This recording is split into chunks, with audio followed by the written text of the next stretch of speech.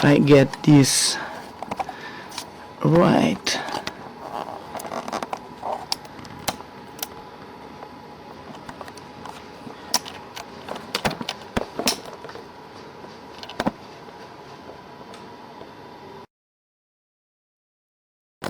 Did you ever took pictures, Zerka? Yeah, what? Pictures. Did you use cameras or not? You never use cameras to take pictures. Yes, we made pictures, of course. Yeah, you did. Motion pictures, certainly we did. Started in the 40s. It was, I'm assuming that it was simpler at that time. There is a right, it was very unusual. And we had the first sound camera that was available at the time. Well, now I think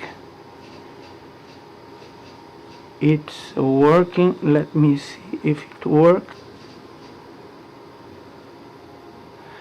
Let me make a test here, just to check if it's working.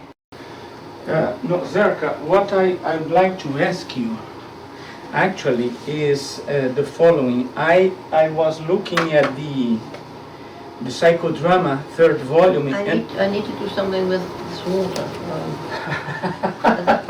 There's a little stool in the... Yeah, so let me take through with this? No, he's bringing the stool for me to put the water. Okay. Yeah, this is a little bit... It's better. Yeah? Fine. It will... Yeah. Notice the color red. I covered that myself. Uh-huh. Yeah. What I was trying to tell you, I was looking at the third volume of Psychodrama, and then I found I was not able to read before. Then I found a small publication called Psychodramatic Rules, Techniques and Adjunctive Methods, Right. that I thought that it's a quite simple way of introducing psychodrama for people who don't know, and because our people are not necessarily familiar with that, so I thought about going through a little bit the rules and the techniques, and ask you a little bit about that, and if we can show something, we can do that. So this is, then when I took this, how do I call this? It's not a book, it's a booklet. We call it a monograph. A monograph. Then I realized that in the third volume of Psychodrama, it's there, but in any case.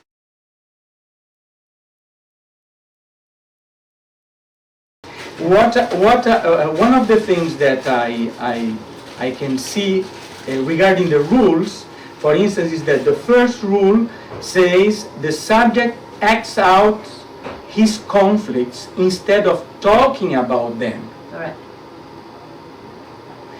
Well, this doesn't necessarily mean that we should be talking about or showing conflicts. It can be something else. It can be anything that the subject is concerned about. Mm-hmm. It could be relations to people, relations to the universe, relations to God, relations to work, relations to his family members. It can be anything.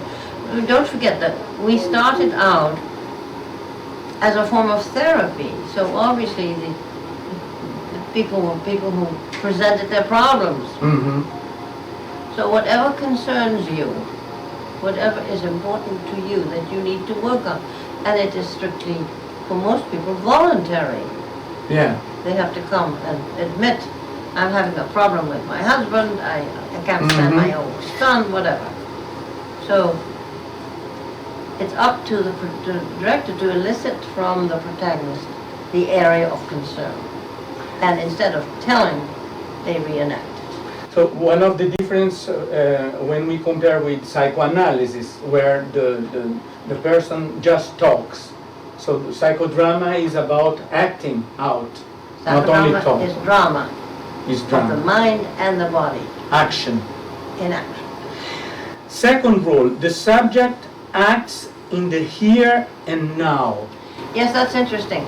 We don't let them talk about the past because then it becomes a story. Mhm. Instead of saying, for example, I was 6 years old, I say, no, you are now 6 years old. So the past, present, and the future are always represented in the present tense. Mhm.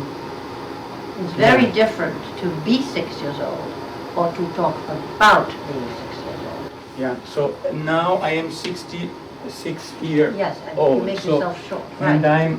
I'm playing Marbles. marbles. Right. I'm playing. You're marbles. enjoying yourself. Absolutely. You don't want to go in for dinner. Not yet. Not yet. Not yet. So this is the second one. The third rule, the subject must act out his truth or her truth with all his subjectivity. Correct. Like you. You're sitting down on your knees. Your body's different when you're sitting down as a little boy playing. Absolutely.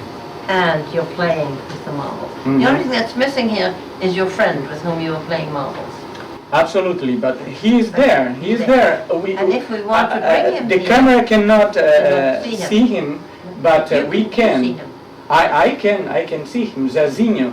And if Yeah. you would need it to see him, we would have an auxiliary ego that's a therapeutic actor taking his role, taking his part, and play marbles with you. Yeah, good.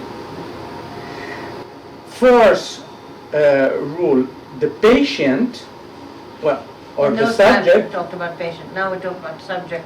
the subject is encouraged to maximize all expression, action, and verbal communication rather than to reduce it. Yeah. So here you are playing marbles. Mm-hmm. What are some of the things you didn't tell your friend when you were playing marbles? For instance, one of the things you didn't tell her is how much you loved him. Absolutely. And how much fun it was. Now do it in your own words. You're playing marbles, Yes. and now tell him. You know, I think that I play well marbles, but you excel on that. I know that. I never said that before, but now I can tell you. You beat him at his game. That's not Yeah. easy to do. You are really excellent. You are really excellent, Zazinho, on that. Good. The fifth rule, the warming up process proceeds from the periphery to the center. The warming up process. You know, when athletes begin to, before they actually do running or jumping, they stretch their muscles, they do exercises. This is a warming up to what you really want to work on. Yeah. This is not, although was important to you then, now it's not as significant as for instance, your work situation. Mm-hmm. Or the fact that you're distant from your family. Yeah. So we begin with the wherever the protagonist is comfortable at the edge and slowly move towards the center. Yeah. For instance, now we started as myself playing marbles, and this can be seen as a sort of warm-up. Correct. It's not a sort of, it is a warm-up. It is. So proceeding from the periphery to the center. About the concern. Mm-hmm. What we're most involved in eventually is the central concern of the protagonist. Yeah. Fine. For instance, in large mental hospitals with patients who were leaving, the central concern was, how will I feel outside this hospital?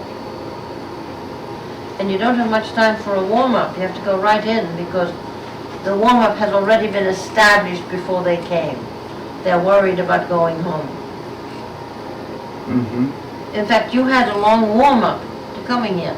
You had to make preparations, you had to contact me, you had first you had to make up your mind whether you were going, when it was possible to go, then you had to make all the other arrangements.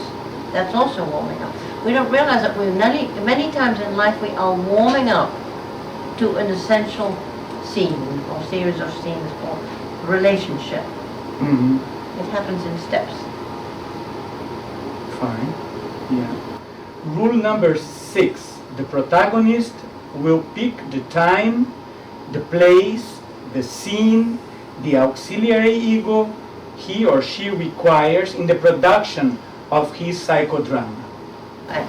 Now what we didn't do here, first of all, we didn't have an auxiliary ego, but you imagine the auxiliary ego. We also, we knew you were playing outside. We knew it was daytime. We knew you were playing marbles. What we didn't do was do the setting, for instance. Are there houses here? Is this a garden? No, I was used it was a garden. It's a backyard. We set the back. We set the backyard when we did that. To help you warm up. Yeah. Now we are referring to something that we did in the other room. Right. Fine. What I might have done is it springtime? Is it summer? Is it hot? Is it cool? Is there a special smell from the kitchen or from the trees or the flowers? In other words, you can refine the setting. When somebody talks about their homes, for instance, I go into where are you? What room of the house? How big is it? Do you like this one? What color are the walls? Where are the windows? Are there windows? What do you see when you look through the windows? What's on the floor? Are there books here? What else is in this room? In other words, it goes very specifically. But that's when people are doing their psychodrama. You can do it as specifically as you want to. It might be outdoors. They might just be hiking and stumbling over a rock or something and hurting themselves. Yeah, absolutely. The 7th rule says psychodrama is just as much a method of restraint as it is a method of expression. That's important because people think that, oh, it's all letting go and being wild. There's nothing like that. Very often patients need to learn inner restraint against aggressiveness, against withdrawing, and that also is explored. What are you feeling when you're withdrawing? What's going on, like I did in the scene with you, with a person. What is that person feeling when they're withdrawn? You know they're withdrawn, but you're trying to reach them. So it's not you, perhaps not you are withdrawn, but the other person, and you have to deal with that. Or aggression, we have to often to build in stops, to put them into a situation where they want to be aggressive, and stop in the middle of warming up. So restraints, that's also true in education. For instance, turning a child into the teacher is actually a method of dramatic restraint, because the teacher doesn't behave the way the child does. So that the protagonist is learning different behavior that relates better to the group. Now the 8th rule says that the patient, the subject, is permitted to be as unspontaneous or inexpressive as he or she is at this time. So if I'm not spontaneous, let it be unspontaneous. Are you spontaneous now, Zerka? I'm trying. Spontaneous in the sense that this situation has never happened yet. So this is new. It's much easier to be spontaneous in a new situation than in an old one. That's the art of spontaneity, bringing novelty, freshness and creativity into an old situation. That is what we are demanded to do during the day, because certain things are already, we know already what's going to happen, or we think we know. By that I mean, you don't force a patient to be more expressive, you gently guide them. If they're mute, you may ask, how's your body feel? What's the weight in you? Where's the weight in your body? In other words, we do encourage them, but we recognize that they're sitting like this, and I could say, well, that's an interesting hand you have. Can you open it? In other words, you gently nudge them into, but you begin with respecting where they are. Well, the rule number 9, interpretation and insight giving in psychodrama is of a different nature from the verbal types of psychotherapy. Correct. What we interpret is what the protagonist has been doing, and what that doing means, not only to the protagonist, but the other people with whom they relate. Instead of saying, well, when you were 3 years old, your mother punished you, no, we don't do that. What does it mean? We stick to what we have seen the protagonist do. We can interpret later on and see what that action means. But what guides us is the action and the interaction. That's what we interpret if it has to be. For instance, if I see a 16-year-old hitting everybody, and then I'll begin to say, well, what is this hitting about? What do you expect to get from it? But to just interpret what the therapist thinks you're feeling or doing isn't enough. You have to start feeling and thinking what you're doing. Yeah. And the interpretation can come from that. And the therapist may be wrong and has to listen to the protagonist. Rule number 10, even when interpretation is given, action is primary. There can be no interpretation without previous action. That's what I just talked about. Rule number 11. You could say, for instance, since the last session, if I may refer to the last session, I noticed your back is more straight. You look me in the face more easily. Is it just an example, or you mean? This is just an example I give of a protagonist. Okay. You are not referring to me, Sergio. I'm not referring okay. to you. I'm referring to someone who's always sitting like this, looking up, and then the next time they're more available. And you say, it's wonderful the way you straightened out today. Do you know where your body was last week? It was like this. Do you remember that? No. You weren't aware of it. Maybe.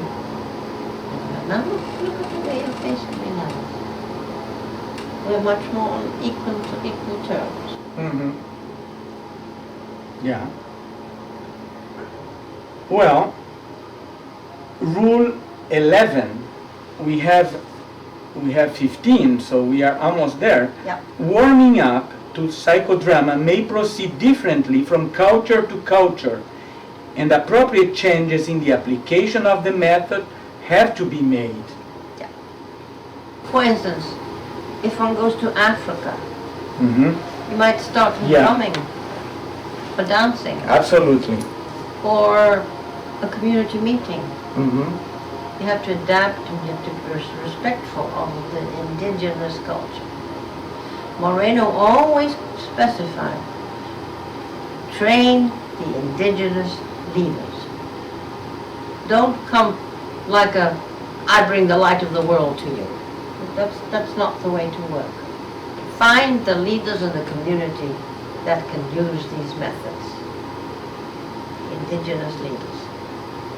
Strange leaders are not the best. That's also part of respecting the culture.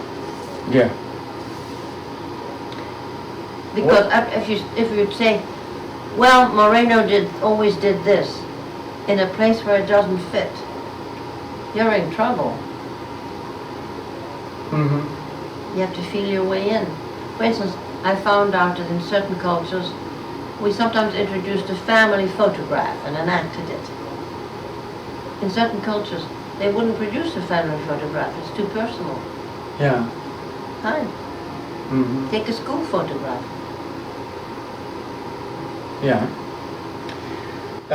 Rule number 12, psychodrama sessions consist of 3 portions: the warm-up, the action portion, and the post-action sharing by the group.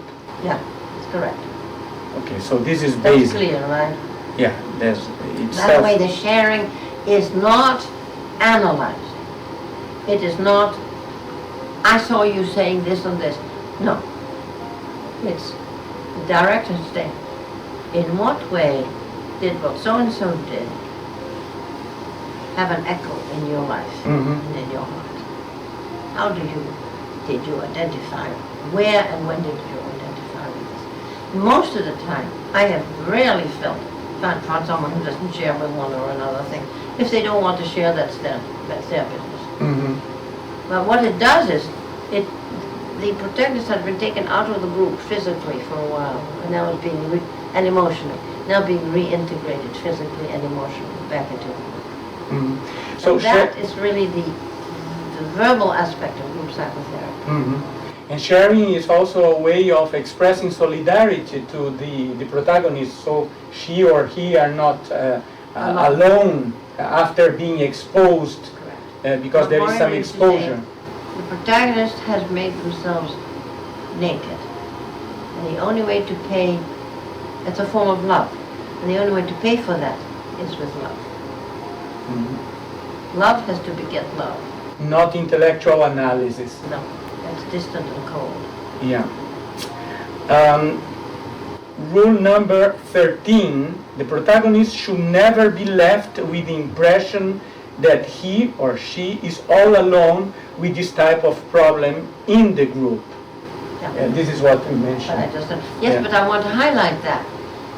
Moreno had a little boy brought to him who had just come from home to boarding school.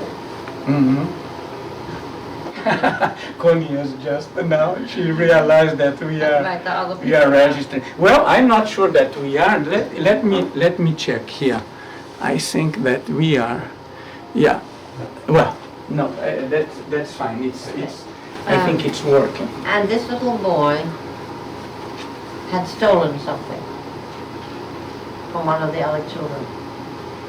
And Moreno began to share with him that he had stolen something when he was a little boy. And then he asked people in the group if they had ever stolen anything, any little thing. And I know I stole something, and I told him. What have you done, impressed- Zerka, when Well, you you'll were? read it in my book. What impressed me was that Moreno put himself first as the first culprit. Mhm. He didn't ask the group yet. He said, well, you know, in fact, if I remember, the little boy had stolen a pen and pencil set from Moreno's desk. And Moreno said, you can keep the pen and pencil. He didn't take it back. Mhm. Well, exposing himself is a way also of stimulating, warming up other people Right. to do the same. Rule number 14.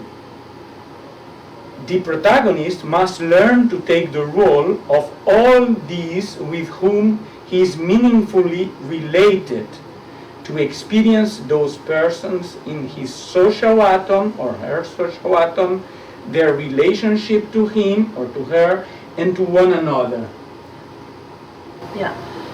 To really integrate yourself as a social being, you should have some sense of who am I facing when my mother's angry? How does my father relate to that? That doesn't all get done at the same time. It may have to be done in steps.